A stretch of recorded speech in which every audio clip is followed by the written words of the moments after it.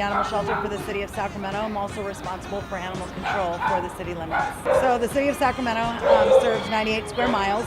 We bring in about 10,000 animals a year here, typically housing about 300 per day on the property. And our job is to get lost animals back home where they belong or find new homes for the ones that are truly lost or unwanted.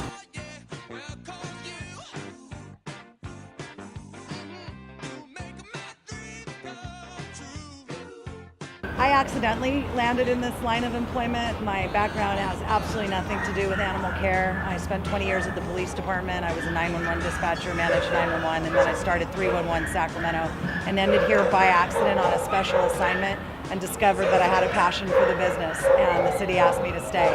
So this is where I am, and I absolutely love my job, although it is the hardest job I've ever had in my life.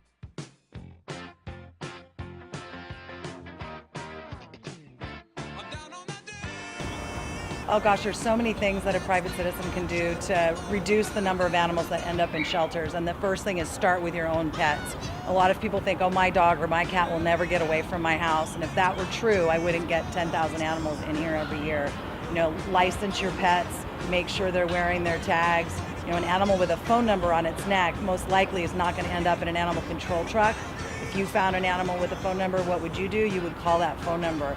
Taking those tiny steps that really don't cost very much money reduces the number of animals that end up here, ultimately saving taxpayer money and saving lives, because most animals don't do well in this environment. It's very scary. And so your dog may be great at home, but it'll come here and totally freak out, and then its chances of survival are diminished.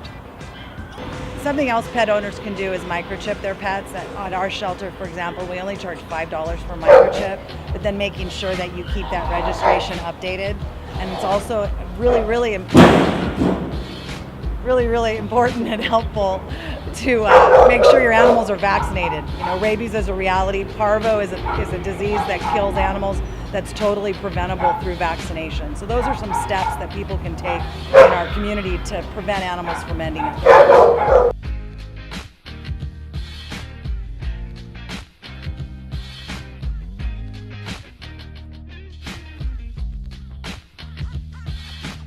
I think a lot of people don't understand euthanasia and what that really means. It's supposed to mean to end suffering, but when animal shelters are euthanizing healthy, adoptable cats and dogs, that in my opinion is killing, and our community should be interested in this. Every other household has a pet. I mean, just in the city of Sacramento alone, there's 250,000 owned animals. It's a $60 billion a year industry in the United States, so people do care about animals.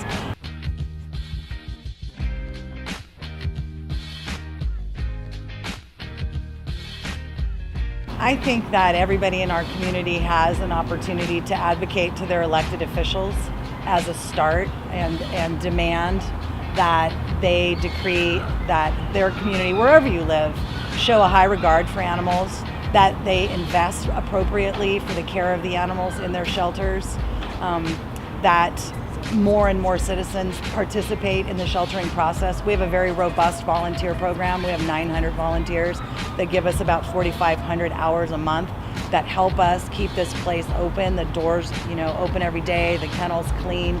They do everything here for us. Those are things that our members of our community can do to decrease euthanasia.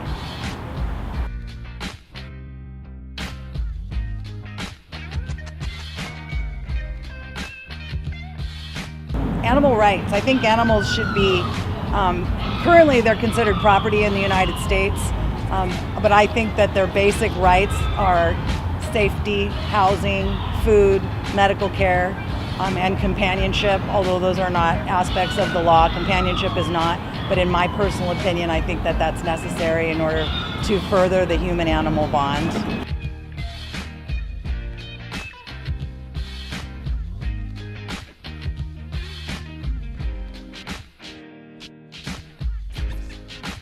Our shelter becomes overcrowded. First thing you do is don't panic. We put out a plea to all of our foster care providers, and we have about 200 people that actually take animals into their homes for us in circumstances just like that, so that we don't have to euthanize animals just because of space constraints. We reach out to all the rescue groups and we put out a plea and say we're incredibly full. We have a very powerful social media presence. Our Facebook page has a per post engagement of about 500,000 views per post. So we use social media a lot to recruit more foster care providers and more adopters. We do promotional pricing just like Macy's does, and we do the President's Day sale, and we try to encourage people to adopt and make it an affordable solution for them. We transfer animals to other shelters that may not be as full as we are, or that have a demand for example, smaller dogs in states like Washington and Oregon and Idaho. We routinely transfer to them in order to manage our population.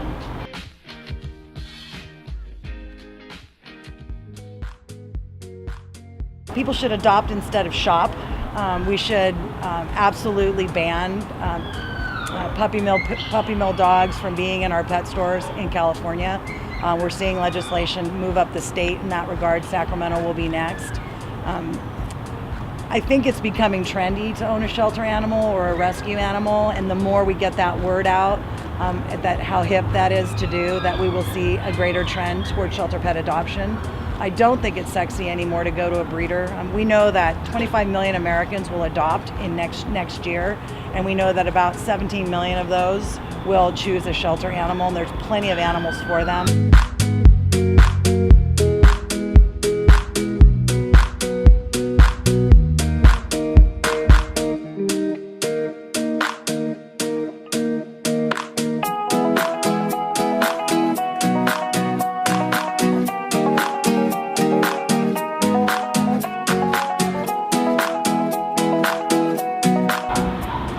And this is Louie.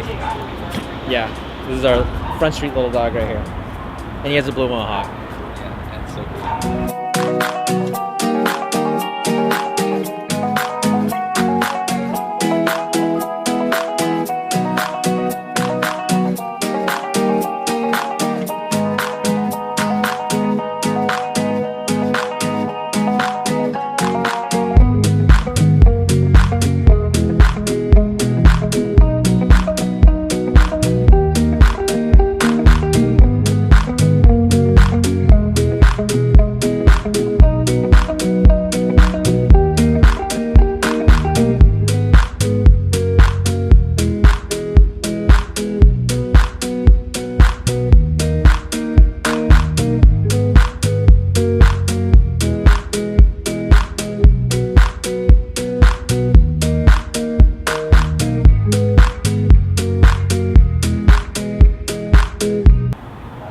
Well, our website is sacpetsearch.com.